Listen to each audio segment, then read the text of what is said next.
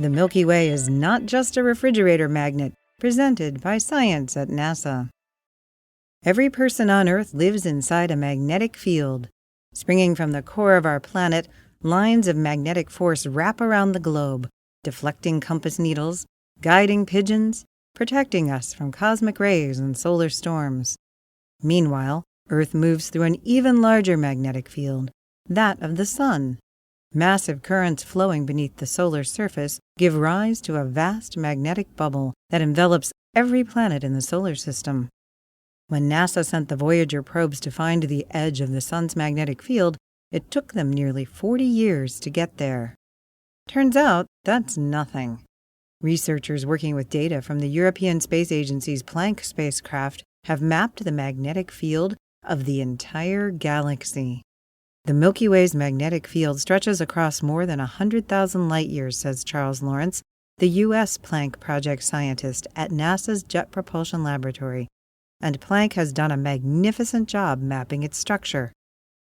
In late 2013, Planck wrapped up a 4-year mission to study the cosmic microwave background radiation, the afterglow of the Big Bang.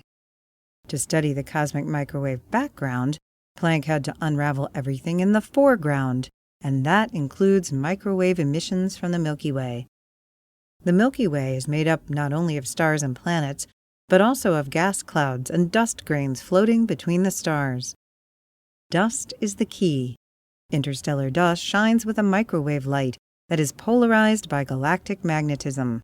Tracing the polarization allows researchers to map the Milky Way's vast magnetic field. The Planck map, which resembles a giant fingerprint, is proof of a galactic dynamo at work.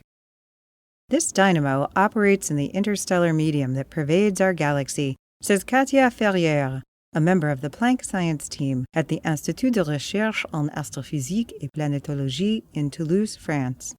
The motions of the interstellar gas, which is an electric conductor, generate electric currents, which in turn generate magnetic fields.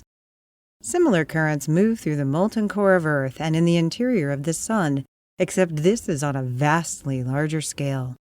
The main motion of interstellar gas in the Milky Way is rotation about the galactic center, continues Ferrière. This rotation not only generates the magnetic field, but also stretches it in a circular direction, wrapping magnetic field lines around the galactic core. If we could see our galaxy from the top down, she says, the magnetic field would have a spiral shape. Because Planck sees the Milky Way edge-on, however, the spiral field appears to line up parallel to the galactic plane.